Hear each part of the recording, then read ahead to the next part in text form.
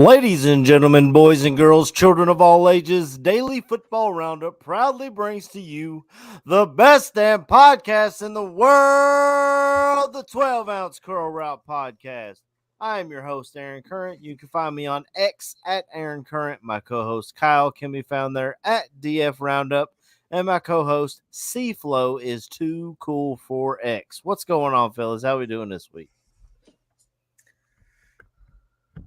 Well, you kind of messed up that introduction a little bit, Aaron. And I was thinking about cutting you off because I was thinking, this probably isn't the week for the normal introduction, and I really wanted to say, excuse me, the reigning, defending, undisputed 12-Ounce Curl Route Podcast 6-pack champion of the year, Corey C-Flow. Congrats to Corey. He bested us this year. He had me by 2 games. He had Aaron by about 100. We had a chance for a tie if the Niners would have covered the 2 points. They lost outright. And Corey is our first ever 6-pack challenge champion. And not only that, but he didn't lose the lead after he gained it in week 1. So he was undisputed just all season. I was trying to, we talked about a couple times that, should we pick this last game? Because what if it ends in a tie? And I was very confident to bet on the Chiefs because all I did this year was talk shit about the Chiefs and Patrick Mahomes. And I was like, oh, wait. If you just bet with him, he might win you something. And sure as shit, he won me something. So, yes. He won you the league, and he put me above 500. Who do you think you are? I am. Who do you think you are? I am. Yeah, so. I appreciate it. I'm glad to be the inaugural champion of what's going to eventually be the most amazing championship of all time. So, yes. Well, not only the most amazing behind you, so but probably the most coveted championship too. Yes. Yeah, that'll be right up there with Roman Reigns. I think he's had the belt for about 3 years. Aaron and I are going to try not to let you carry it for that long, but we'll see. We'll see. Always next year. Yeah, congrats, Corey. Like Kyle said, you started out the year in first place, and you held on to it the whole year. And Kyle gave you a run for your money there for the back half of the season. I guess you kind of let him play catch up a little bit, but you pulled it off in the end. And in the end, we have no one to thank but Patrick Mahomes. He is inevitable, it would seem. But you guys want to start with that, or do you want to start with what happened prior to the Super Bowl? How do y'all want to run this? Let's go ahead and let's throw this Super Bowl up here because it's what's fresh on everybody's mind. Obviously, it was the most viewed. I think the most viewed TV or the most viewed anything ever telecast since the moon landing. Yeah. Most, which I don't even know when that was. I don't think there was that many people alive when the moon landing happened.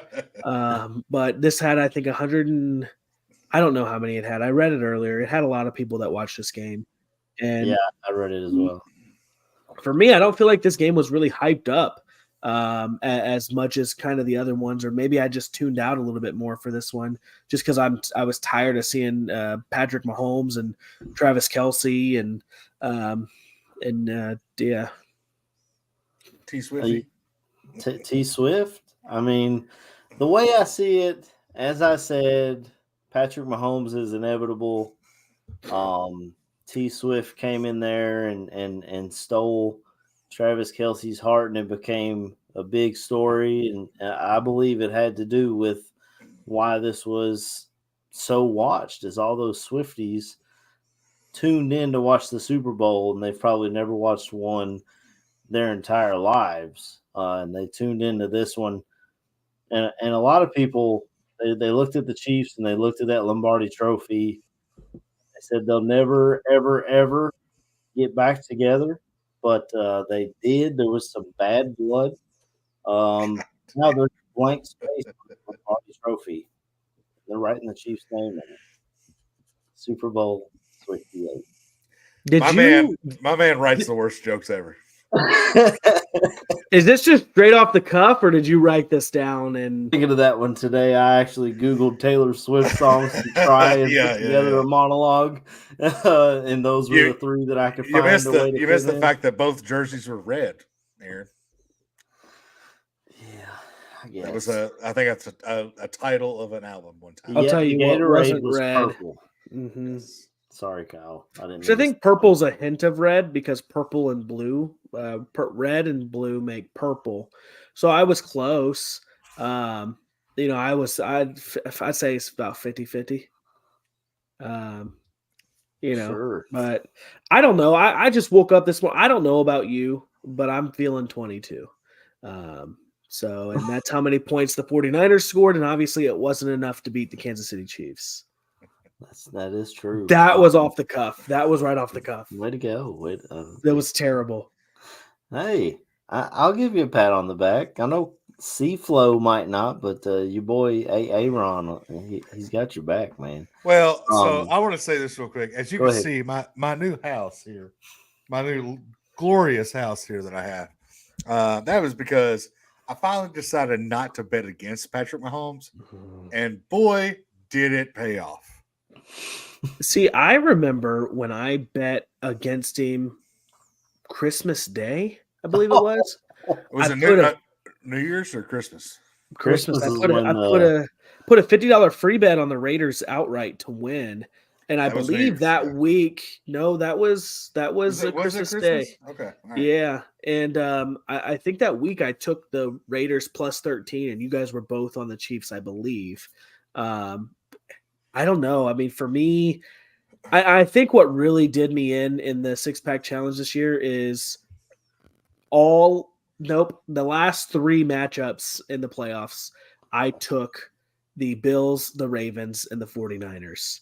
I went against the Chiefs in all three of those, and it was not good for me. So, yeah, the Kansas City Chiefs became road warriors. My thing was with so I had made I figured out I try to break the system in gambling where I could bet on three teams for $100 a piece, and the least amount that I could win was $300. So I'd get my money back. And so I was like, okay, the only way that I don't get anything is if Patrick Mahomes and the Kansas City Chiefs run roughshod through the entire AFC. And by DVOA standards and that stat, this was the hardest that anybody has ever had to win games in a playoff, like hardest opponents or anything. And they managed to beat the Dolphins. They managed to beat the Ravens. They managed to beat the Bills. And they had to travel all of those times. Yeah. And it's so crazy that they did all of it. And then I was like, okay, well, it's a Super Bowl now. I can't. He's beat me every time now. I can't not bet on him. And I'll say it right now. I'm a Pats fan. Tom Brady's the greatest quarterback of all time. He's right damn there. He's got 10 more years to win his fourth, fifth, and sixth, by the way. If you do year by year of each one of their careers. So he has 10 more years to get his fourth, basically. Yeah, I think one of the toughest things for Patrick Mahomes is going to be, though, I mean, Bill Belichick's what, 70? I think, Belichick was younger than Andy Reid when Tom Brady became the starting quarterback. Andy Reid doesn't have 10 more years as a head coach in the NFL, in my opinion. I think that if they win one or two, even if they don't win, but maybe 2 or 3 more seasons for Andy Reid, and then Mahomes has to do it with a different head coach. And They'll I just think that's promote going to Matt be Nagy. Okay. That was a good. We love Hey, him you in made a good Kansas joke. City. That was a good joke. They First time. love him in Kansas City. They absolutely love that guy. and Hey, people in New England love Josh McDaniels, but he's not going to be the head coach in New England. no. That might be true, but we could talk a little about what we saw in the game. A little sloppy at the start. Christian McCaffrey did something that I had never thought. I can't remember him ever doing. He fumbled the ball on their first drive. They were driving really well, and he fumbles it. Juszczyk hit the over on his receiving yards and one catch, which was great. I cashed in on The that one. first catch of the game, by the way. Yeah. And Pacheco did the same thing for the Chiefs. He fumbles it away as well. It was honestly kind of boring for the first three quarters. Was A lot of that both their only first fumbles of the year? No, that was McCaffrey's third. Was his third? Okay, I didn't know that. I thought. Well, Okay. Okay. I'll just take your word for it. I'm not gonna. No, I just thought it was wild that because I think between both of them, it's very. Neither one of them fumble a lot. Yeah, But yeah. Fumbleitis was catching during the Super Bowl, and both defenses were playing really well. The 49ers defensive line was getting home to Patrick Mahomes in that first half and really playing really well against him, making him overthink. He couldn't get out of the pocket. He didn't have time to throw. When he did have time to throw, he didn't have anyone to throw to. And the Chiefs were giving it right back, too. I mean, you had Chris Jones. I guess it was kind of after their meeting, they really tightened it up a little more. Chris Jones, absolute monster. If he hits free agency, he's going to get an absolute a bag from somebody. Someone's going to pay him like the highest paid defensive tackle in the league, and he deserves it. But behind him, the secondary of the Chiefs were playing man coverage and shutting down Deebo Samuel. George Kittle had 2 catches for 4 yards in the entire game. Christian McCaffrey, he did okay, but they were shutting down all these weapons for the 49ers. And then the biggest difference was Chiefs had the quarterback, 49ers did not. And when the Niners, first of all, when it went to overtime and the Niners took the ball, I thought that was a mistake. I always defer when I'm playing. I mean, I play Madden. I'm not a head coach, but I always defer. Different rules, but yes. And I know it's different rules. I understand that Kyle Shanahan said he wanted the ball third, but if you have the ball second, say the Chiefs got the ball first, they score a touchdown, they kick a field goal, or even they go for 2. Well, now the 49ers know we score a touchdown, we go for 2, we keep playing. Whereas they kick the field goal, and as soon as they kicked the field goal, I was like, well, that's a ball game. Mahomes is about to do Mahomes things, and he drove them right down the field, hit Mecole Hardman, who was a cut for the New York Jets this year. Marcus Valdes-Scantling caught a touchdown, who was a castaway from Green Bay. He was doing things. He was raising the level of all the players around him, which is something he's done all year. He won the MVP for the Super Bowl, and it was well-deserved. Congratulations to the Chiefs. I thought they played a great game, and we'll see. Like you said, Kyle, we'll see how long Andy Reid can do this grind because that shortens your off season. You know what I'm saying? Like they're right back at the grind now. It's the draft coming up and everything else. But Kyle, what did you think of the Super Bowl? For me, and everybody's giving Kyle Shanahan crap about taking the ball first, but your defense was just out there for an 11 play. It was a 2-minute drive, but it was 11 plays. So your defense more than likely is gassed. You've already lost Dre Greenlaw to a freak accident. Yeah, accident. And I mean, that's kind of a tide turner right there too. And it's you can put your defense right back out on the field, but they're probably going to score a touchdown if that happens. And from Kyle Shanahan's point, his standpoint is if we score a touchdown and then they score a touchdown, or if we score a field goal and they score a field goal, well, then guess what? We get the ball and next score wins. So I can definitely understand that mentality and look at what it did for Green Bay. Again, Thanksgiving, LaFleur said, starting off the game, we want the ball. They drove down, they scored. Against Dallas, they took the opening kickoff. They drove down the ball. They drove down the field. They scored. The next week against San Francisco, they elected to receive. They drove down, kicked a field goal, I think, and had the 49ers on the ropes that whole game. So it's all about that mentality too. You can sit here and second guess Kyle Shanahan all day, just like we were second guessing Dan Campbell 2 weeks ago when he was being so aggressive. But if those two things work out, we're sitting here and we're saying Dan Campbell's a genius, Kyle Shanahan's a genius for taking that ball first and going down and scoring. Because then all that pressure is on Patrick Mahomes. Yeah, but if you're going down to score, do you think he should have went for it on that fourth down instead of kicking the field goal? Because we just saw in the whole second half the Chiefs were able to do pretty much whatever they wanted on offense. So would you have gone for it in that situation? Well, their defense was still dominant. I mean, like, yes, they kind of laid off after halftime a little bit, but it's still good defense versus good defense. Yes, it's Patrick Mahomes, but okay, they had to go for a 4th and 1 on that drive. So if you stop that, game over. So that field goal mattered. It did matter.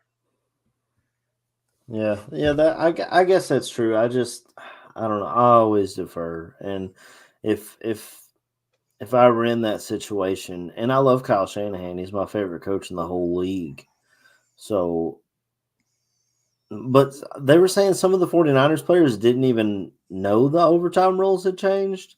Like the Chiefs players, Kyle Juszczyk came out and said something about it, and the Chiefs players said, "Yeah, we were prepared for that because."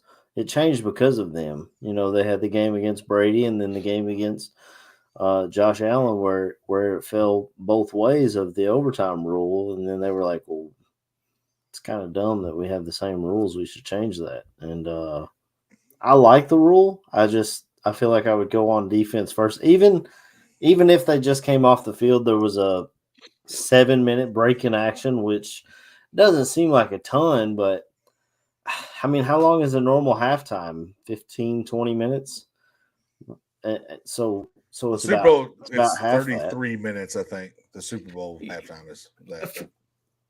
But that overtime rule, though, too, like, how are you going to have an overtime rule in the playoffs and an overtime rule in regular season? That rule needs to be consistent. You shouldn't be changing the way the game is played because you're in the playoffs in one and you're in the regular season in the other. Figure something out to where there's no ties in the NFL. So that way you don't have to know different rules. You're right, but they've been doing this in every sport. They change it. They try it out in regular season, and then they change it. So, like, they've changed this officially to where this has been worked out on, I don't know if it was XFL or something, but they worked this out and figured it out. Well, like, let's try here. And what, football and soccer are the only, and maybe hockey are the only leagues that can tie. I mean, we've seen baseball games go 18 innings before. We've seen basketball games. There was a college football game that went to 5 OT this past year. There's things out there that you college football, yes. Yeah, there's things out there that you can change to where these games aren't ending in ties, and then you're making things less convoluted by saying the rules are the rules, whether you're in preseason week 1 or you're in the Super Bowl. And that way you don't have to say, well, this is the playoffs this week. We need to make sure that, we have this emergency just breaking case of emergency glass that if we're in overtime, we need to know that we'll just flip the sides of the fields if the clock runs out. What really hurt the product was the fact that Tony Romo could not send the actual rules to the public. Yeah. I think that's what hurt. And Jim Nantz just laid out. He laid out. He was like, go ahead, bud. Yeah. When Tony finally did try to announce it to America, he stepped all over Jim Nantz's game-winning touchdown call that we all didn't get because of. But yeah, it was a mess. But you are absolutely right, Kyle. No one likes a tie. So if that's going to be the rule in the playoffs, this should be the rule in the regular season as well. Go ahead, Corey. Also, with Tony Romo, he said something in the game, and I wish I would have taken video of it, but he said something about the the nerves are really high in the Super Bowl. And I said to myself, how the fuck would you know that, Tony Romo? You've never been to a Super Bowl. You've never played in this He game. was in You a don't know what wild the card. nerves He was are in a like. wild card one time, and then he couldn't even hold a fucking kickers. Yeah, all right.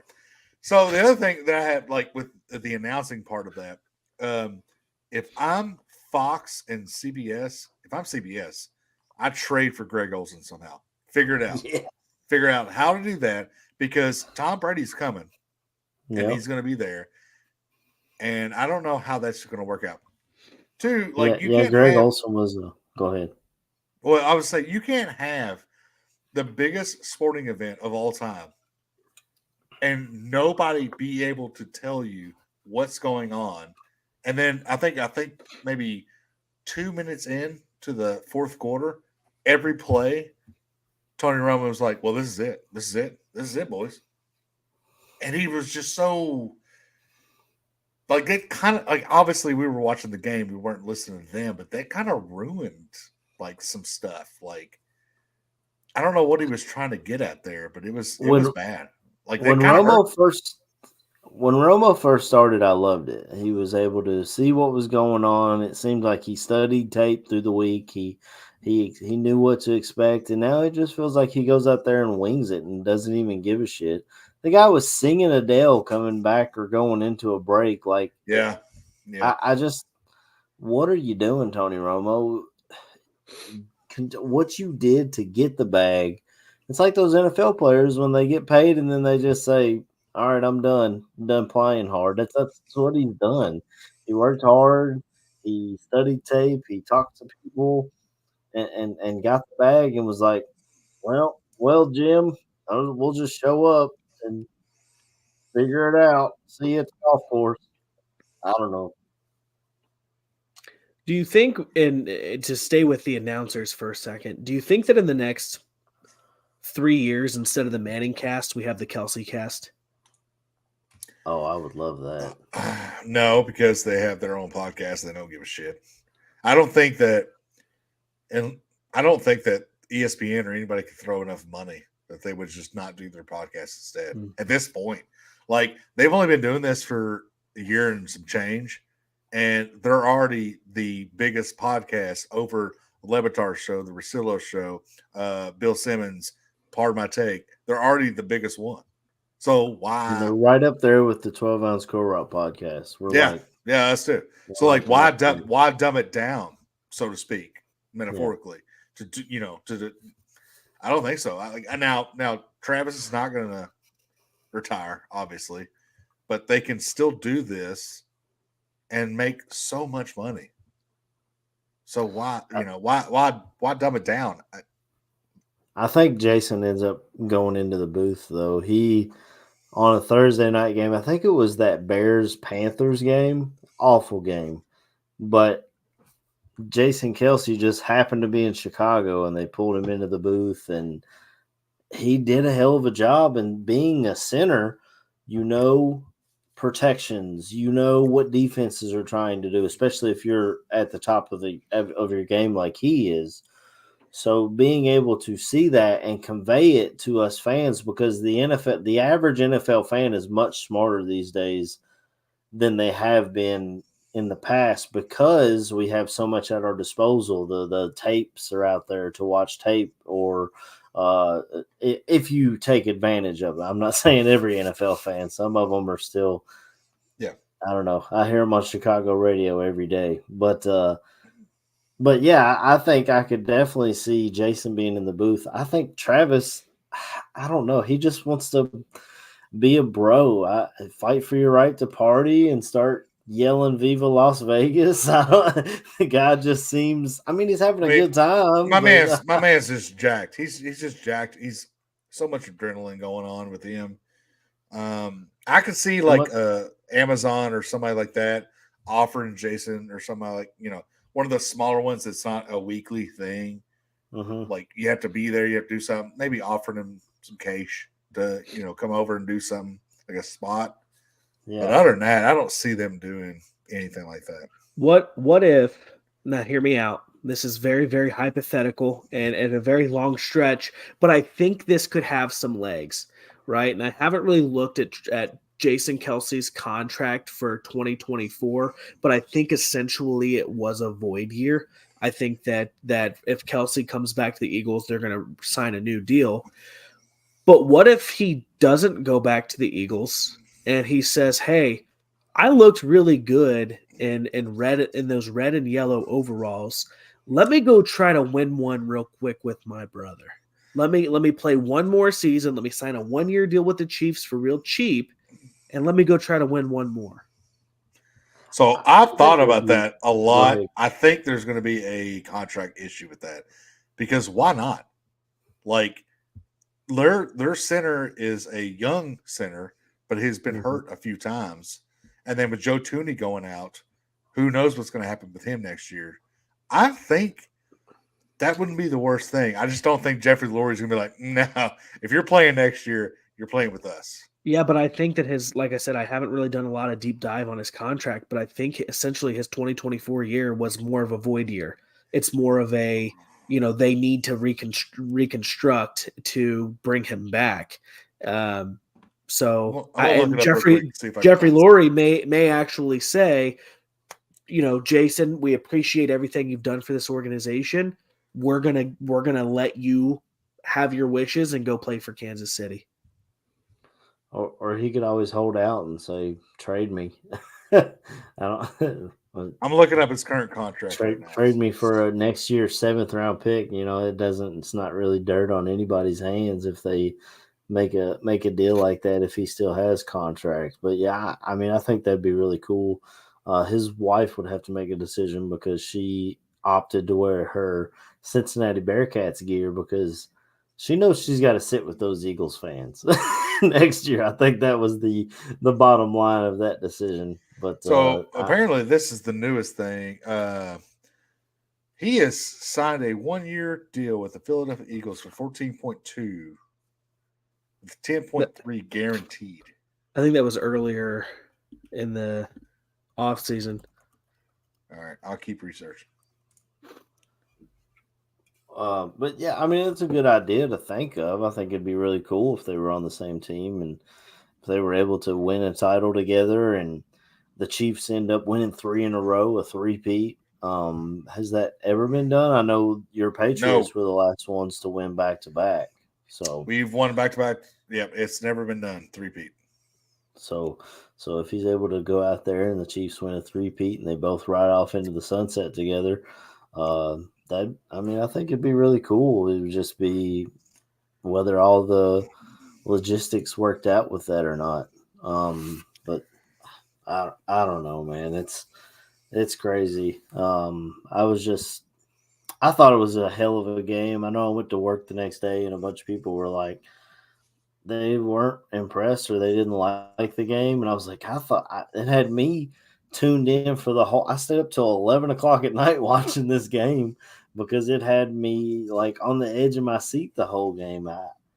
I don't know, and players making uncharacteristic mistakes. I mean, we saw the ball hit a guy's foot, and that was a huge turning point in the game on the punt return. That was I don't know, man. I thought it was a hell of a game.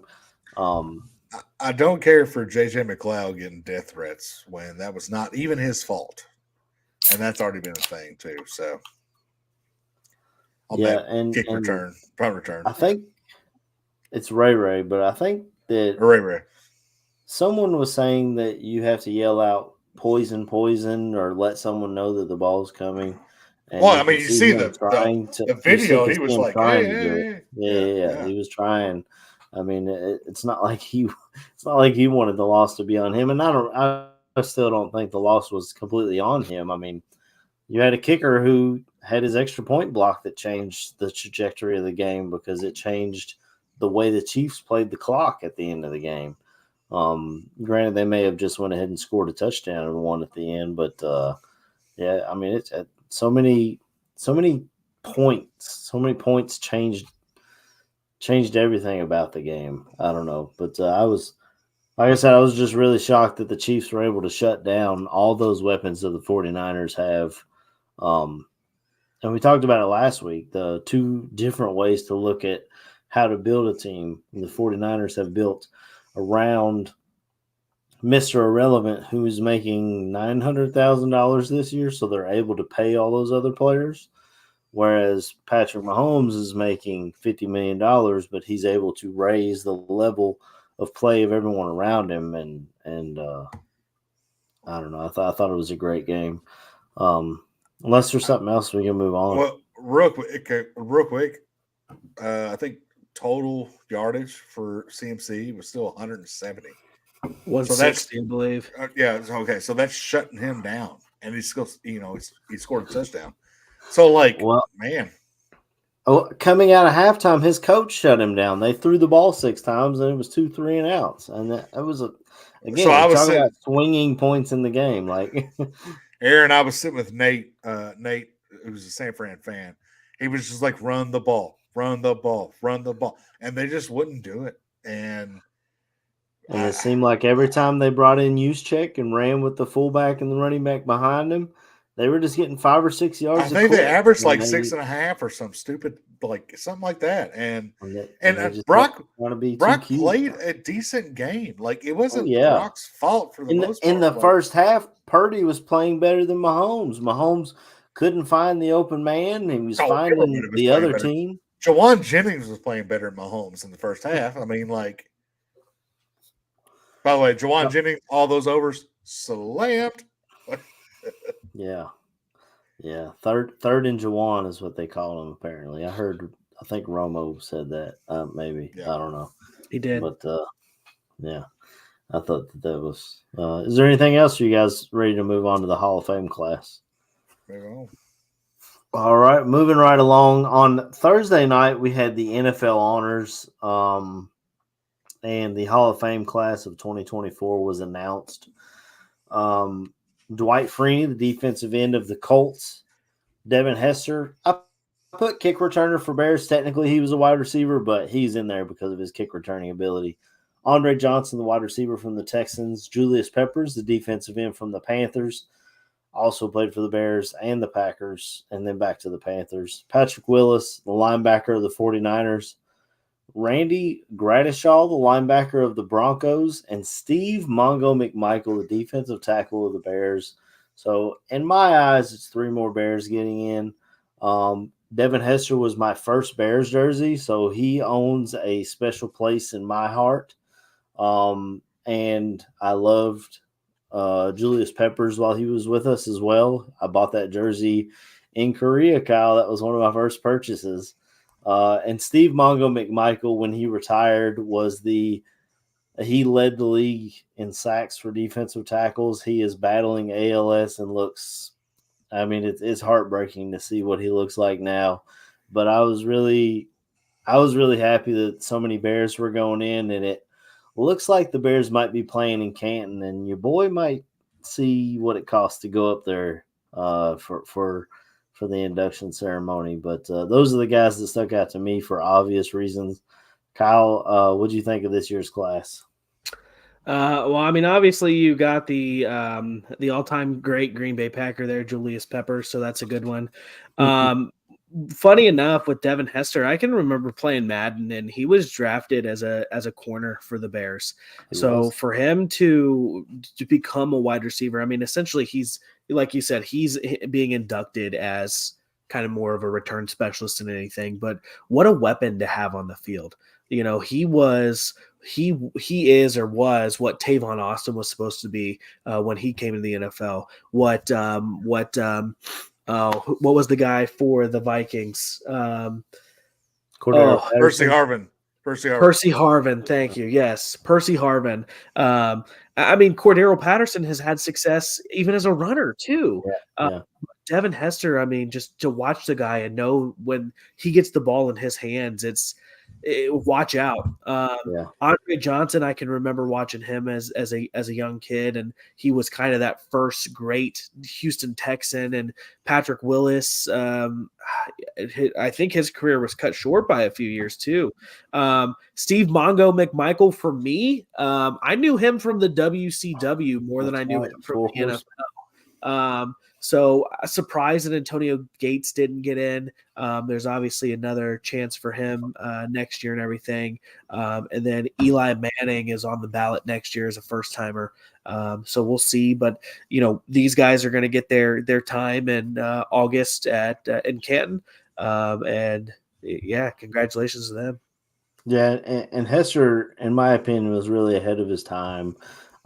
Just the NFL that he played in, the rules were so different that, like, I wouldn't say he would be Tyreek Hill in today's day, but I mean, the guy had 100 speed on Madden because he was just so fast and could read the block so well.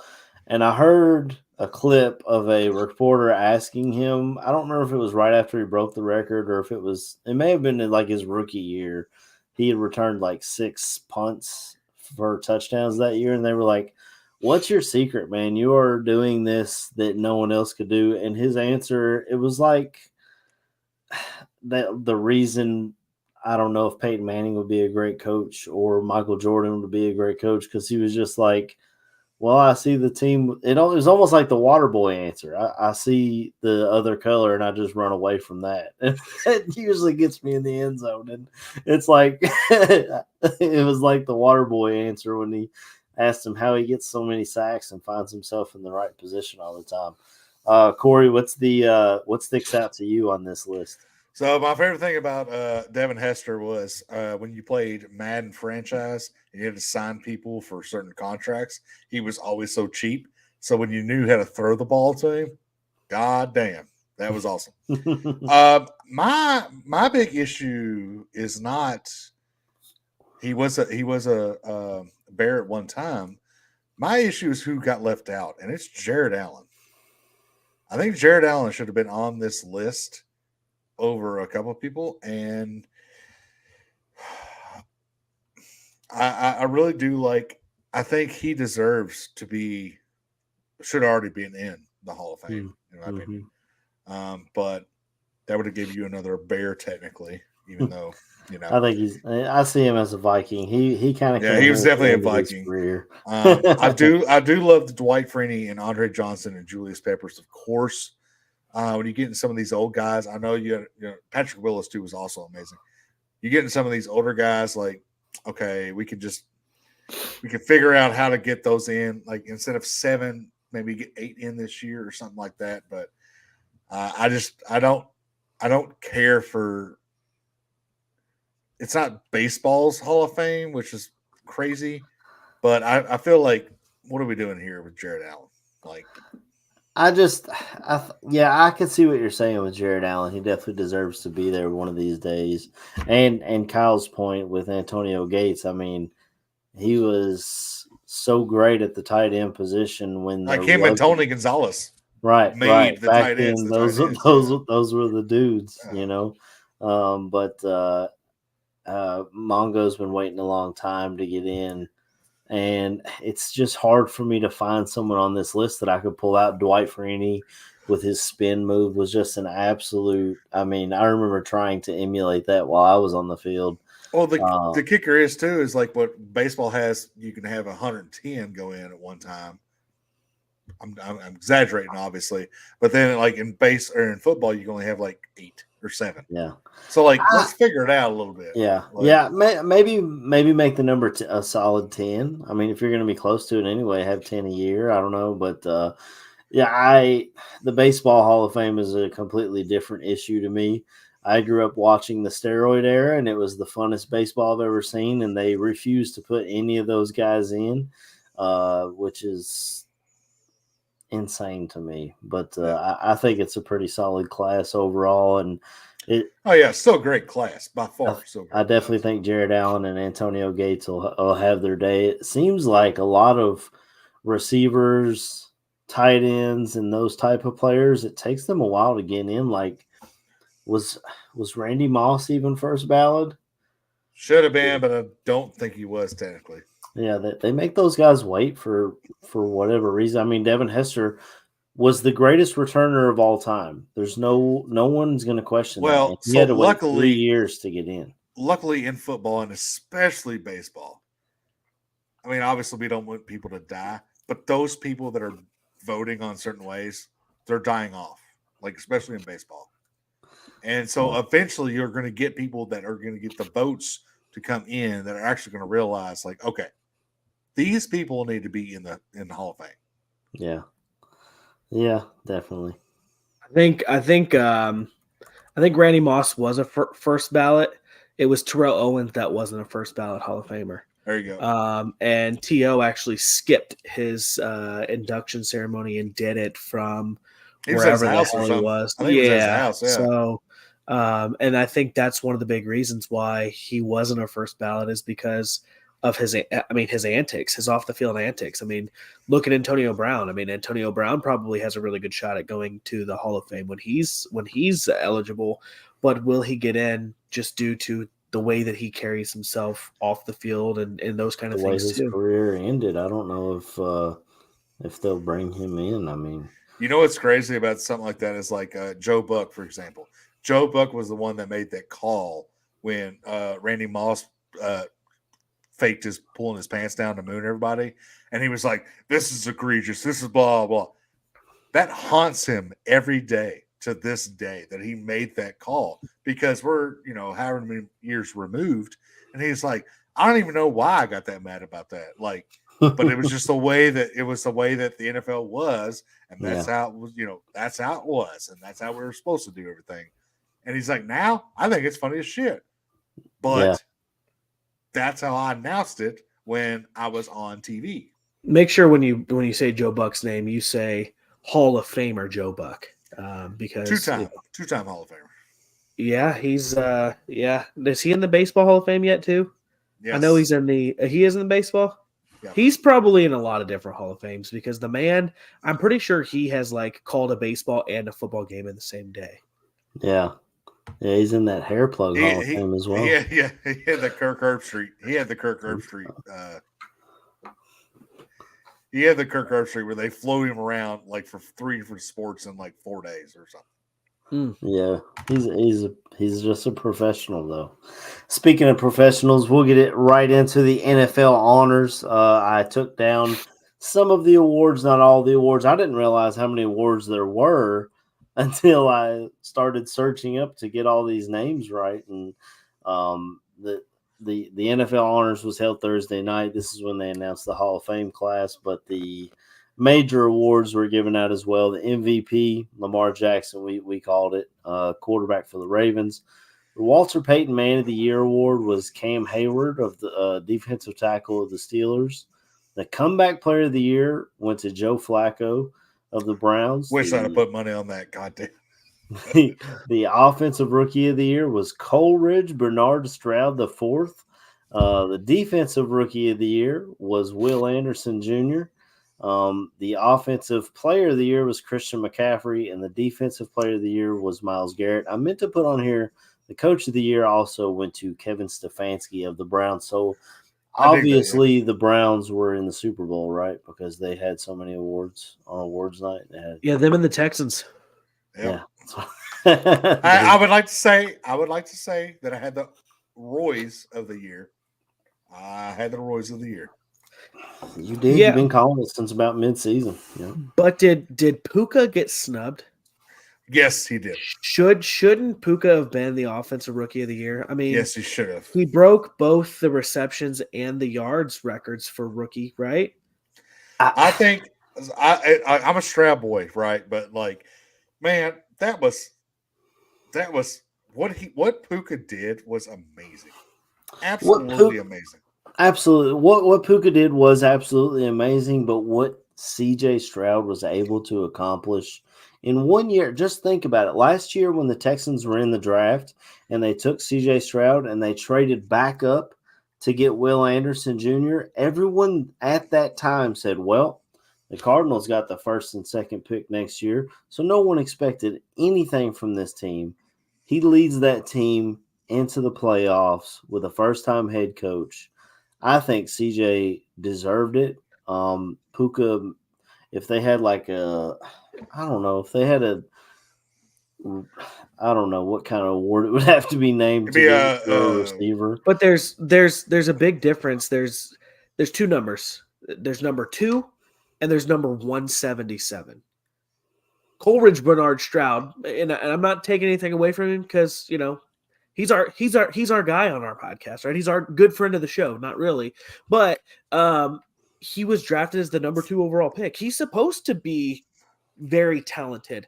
Not to take anything away from Puka because he's obviously talented as well, but he was drafted number 177. Number 177 isn't supposed to break records, and he did. And it's just, we're not going to see that again from a rookie wide receiver, but we may see what CJ did again from a rookie quarterback. Everything Puka did was great, and someone on this panel hollered out Puka Nacua when we were going over divisions. I was really excited to see him, but I think he broke the records, but I think that record can be broken. Whereas CJ Stroud's year and what he did, and we weren't hearing CJ Stroud vaulted. We were hearing all about Bryce Young last year. Bryce Young was supposed to be this guy that CJ Stroud is, and thank God that the Panthers took Bryce Young and gave us the number 1 overall pick this year because they chose the wrong quarterback. Who knows where they'd be if they would have chose the correct quarterback? Maybe they'd be in the playoffs. Maybe Frank Reich would still have a job. Maybe their owner wouldn't be throwing drinks on people. But they made their choice, and it was the wrong one. I think CJ deserved it. Defensive player of the year, I'm biased because Tyreek Stevenson led rookies in a lot of categories: tackles, pass breakups, interceptions. He was right up there. He was like 5th in voting. Get out of here. He wasn't even on the ballot. Yeah, which is what you talk about snubs. He wasn't even on the ballot. TJ Watt, you could argue TJ Watt should have been it over Myles Garrett, but no. I agree. Get out of that. Okay, there was 5 other people that were better. If anybody got snubbed for defensive rookie of the year, it was Kobe Turner, for the defensive tackle from the Rams. He wasn't even voted on by half of the panel. And the guy was out there doing amazing things. Can we get rid of the MVP or the offensive player of the year? Because how is Lamar going to win MVP, but Christian McCaffrey be the offensive player of the year? I get it. You want 2 different guys. It's Heisman and offensive player of the year all over again in college. It's silly. Yeah, it's the same shit. It's the same shit, different day. They should just call it the MVQB, most valuable quarterback. Because that's who it goes to. It doesn't matter who's having the best year or not. It just goes to a quarterback every year. And I'm not going to sit here and say Lamar didn't deserve it. I could argue that Mostert should have been 3rd in that for offensive. It's just, I don't know. It's always a quarterback. It's the same thing with the Heisman for the most part. So why not? Let's just do a quarterback of the year. Not the whatever the hell it is, offensive player of the year, and then do the best player of the year. I don't know. I think MVP goes to quarterbacks because they touch the ball every play. They're the face of the franchise. They're I don't know. Typically, they're the face of the franchise. Yeah, but you go with the Patriots. Patriots have had 2 wide receivers win Super Bowl MVPs. Circle back to last week. So Julian Edelman, Deion Branch. That's right. But you could have, and you could argue if Travis would have caught, if he took that monster dump truck 22-yarder a little bit farther for a tutty, you could have probably gave him the MVP. I think you could look at L'Jarius Sneed, the way he was able to lock up Deebo Samuel. Now he's not going to get it because he didn't have an interception for a touchdown or anything like that. But I was very impressed with the way their defense was able to lock down those weapons of the 49ers. But yeah, I still think Mahomes deserved it. The way he was able to come back and do the things he was able to do in the second half, and he led the team in rushing. So you can't even just say that was wild. Wow. Yeah. I don't know. But yeah, you make a good point about TJ Watt with the defensive player of the year. Miles Garrett had a fine season, but I think No, he had a TJ really good Watt season. led the league in sacks, correct? I think the whole thing that I'm concerned about too, which is, and maybe this is where people are actually starting to look at stuff, is like there's no stat line for Miles Garrett getting blocked by two people, and that's what happened all year. So I don't know if, like all the DVOA and all the 95 things we can look at on like the stat line, the box score, that's not available. Hmm. That's where the analytics come in or whatever it is. So I think that's what happened. And then people actually looked at him and was like, okay, there's a reason why he still had this many sacks and he was getting double teamed at the same time. He's getting tag teamed by two dudes a lot. Hey, you know what? 2024, it's okay if you want to get tag teamed by two dudes. You know? Well, you can do whatever you want, whatever you're comfortable with. Whatever you want to do. Kyle, if you're comfortable with taking us into trivia, please go right ahead. Hey, I'm very comfortable with taking us into trivia. I've got only 2 questions tonight. Aaron pre-show said, you know what, let's make it a trifecta, and he's gonna throw in a third. Mine should be relatively easy. I didn't put a lot of effort into this because last show for a few weeks. And I didn't really want to put a lot of effort into it because sometimes that's just how it goes. So question number 1, which franchise has won the most MVP awards? MVP regular season, I'm assuming. MVP regular season awards. Ooh. Is it your Green Bay Packers? It is my beloved Green Bay Packers with 10. They've got 5 different players that have won that award, which is also a record for most individual players of the said franchise. Awesome. That sounds any awesome. individual franchise. Yeah. Which I believe most of those awards were quarterback, if not all of them, which leads me into my next question. Question number 2. Of the 32 NFL franchises that are in the NFL today, which franchise has not had a quarterback throw for 4,000 yards in a single season?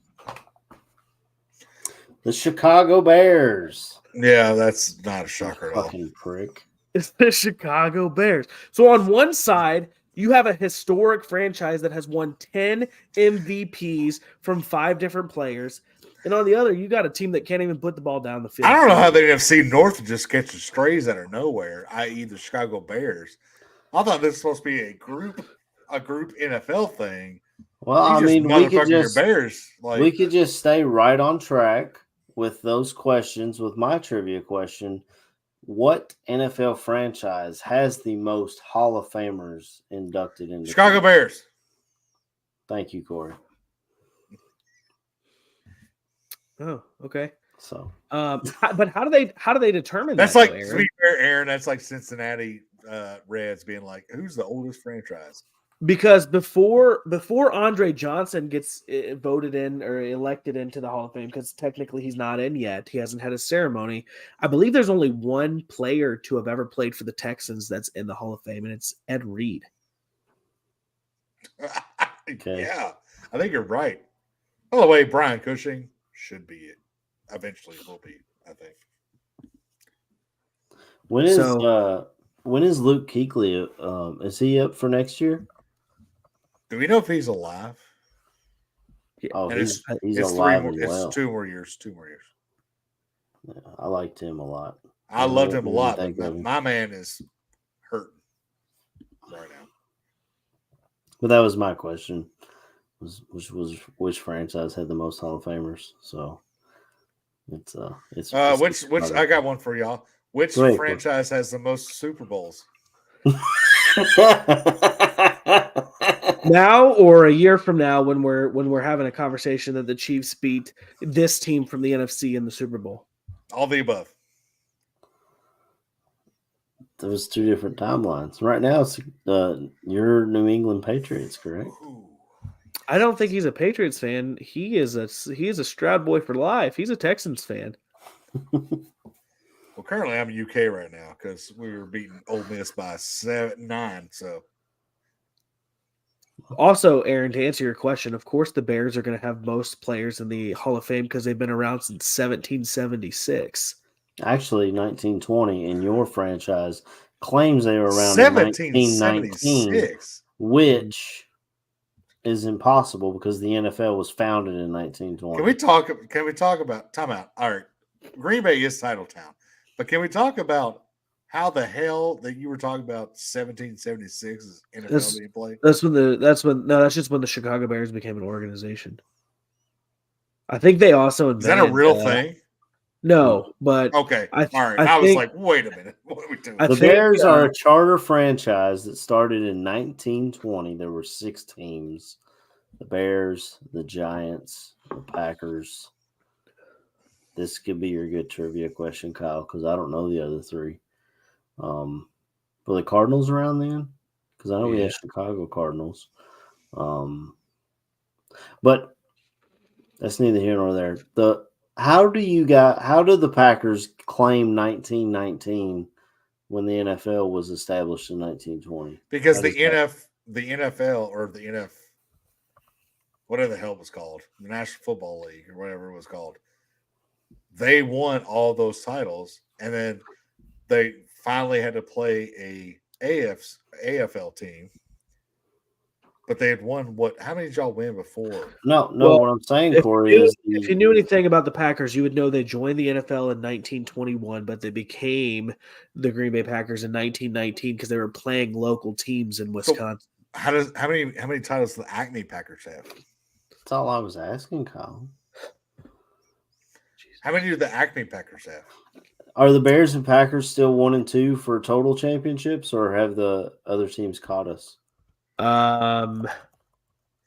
Let's see what Google says. So glad to be in the AFC. Jesus Christ. Y'all wasn't even around till 1960. Yeah, but then we blew y'all shit up. And not to mention AFC has won, I don't know how many championships in the last 30 years. Like I was went from an NFC North show to a conference versus conference show. Let's y'all look that shit up. Green Bay has 13. Chicago has 9. The Giants have 8. Ooh. And then the Boston/New England Patriots have 6. 7. 6. And then the Steelers have 6. That would have been a good trivia question. Great radio. Yeah.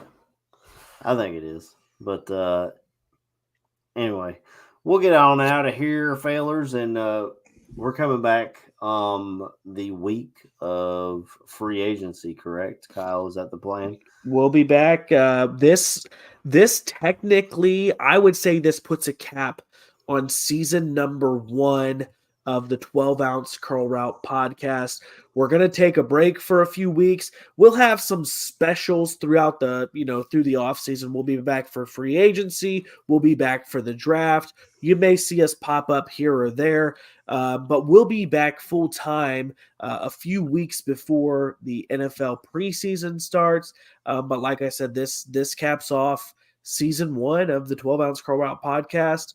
Hey, we made it. We made every single episode. All 3 of us did. We knew at the beginning that there was going to be potential misses. Corey's in BFE right now. I don't, he says he's in a hotel, but I don't really know that he is. And my new Aaron, flat. I'm in my new flat. There was multiple times that Aaron has showed up and Corey, and they've been like, "Oh, I'm sick. I'm sick as crap tonight." I have some sort of congestion going on, but the man flu hasn't hit me totally yet, so I'm all right. But we did it. Season 1's over. It's on to, as Bill Belichick would say, it's on to next week. It's on to next month. It's on to next year.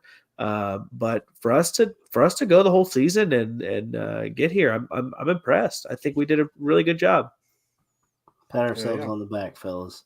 But you know how people can know when we go live is if they go to the Daily Football Roundups YouTube page and subscribe, and they hit that little bell. It'll tell them when we go live. So when we do our pop-up sessions in the off season for the draft, for free agency, for if so and so gets arrested, or if Patrick Mahomes' dad gets another DUI, well, we can come in and do a little show and talk a little bit about it. If they like, comment, and subscribe on these videos, share it with their friends. We are live on YouTube, Facebook, and my X account at Aaron Current. If you don't catch it live, you can catch it the next day on Spotify or the iHeartRadio. If you do listen on one of those apps, I don't know if iHeartRadio has it, but Spotify does have the ability to rate it. If you follow and listen to an episode, you can rate it. Hopefully 5 stars. We would appreciate it.